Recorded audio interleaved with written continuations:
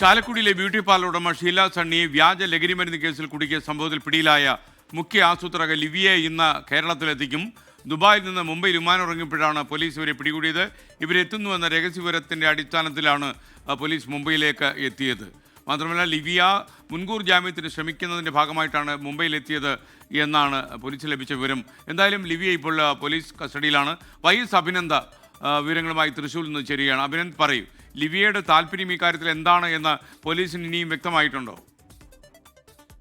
SKN Mumbai വിമാനത്താവളത്തിൽ നിന്ന് പിടിയിലായ ലിവിയെ മുംബൈ പോലീസുമായി ആശയവിനിമയം നടത്തിയതിനു ശേഷമായിരിക്കും നാട്ടിലെത്താനുള്ള നടപടികൾ സ്വീകരിക്കുക. നടപടികൾ ഇപ്പോൾ തുടർന്നുകൊണ്ടിരിക്കുകയാണ്. കേസിലെ മുഖ്യപ്രതി നാരായൺദാസ് കഴിഞ്ഞ മാസം SITയുടെ പിടിയിലായതിനു ശേഷമാണ് ലിവിയുടെ പേര് പോലും വെളിച്ചെത്തുന്നത്.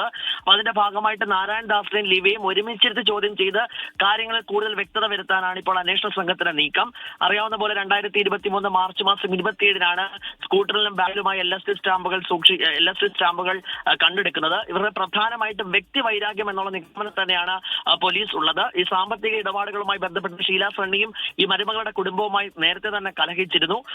ഈ മരുമകളുടെ സ്വർണം പണയം വെച്ചതുമായി ബന്ധപ്പെട്ട് ഷീലയുടെ കുടുംബവും മരുമകളുടെ കുടുംബവും തമ്മിൽ നിരന്തരമായ തർക്കവും തുടർന്നിരുന്നു. കടം വീട്ടാനായി ഷീല സണ്ണി ഇറ്റലിയിലേക്ക് പോകാൻ തീരുമാനിച്ചപ്പോഴാണ് സ്വർണത്തിന്റെ കാര്യം തീരുമാനമാകാതെ വന്നു. അങ്ങനെ തനിക്ക് കൂടി അവകാശപ്പെട്ട സ്വത്ത് ഷീല സണ്ണി ഒറ്റയ്ക്ക് കൊണ്ട് കടന്നു കളയുന്നു എന്നുള്ള ചിന്തയാണ് ഇത്തരത്തിലേക്കുള്ള പ്രകോപന കാരണമെന്നാണ് ഇപ്പോഴും പോലീസ് വ്യക്തമാക്കുന്നത്. പക്ഷേ ഇനി ലിവിയയുടെയും ഒപ്പം തന്നെ ഈ നാരായൺദാസിനെയും ഒരുമിച്ചിരുത്തി ചോദ്യം ചെയ്തതിനു ശേഷം മാത്രമേ കൂടുതൽ വ്യക്തത വരുത്തൂ. ഇന്ന് തന്നെ കേരളത്തിൽ എത്തിക്കാനുള്ള നടപടികളാണ് ഇപ്പോൾ പ്രത്യേക അന്വേഷണ സംഘത്തിന്റെ തീരുമാനപ്രകാരമുള്ളത്.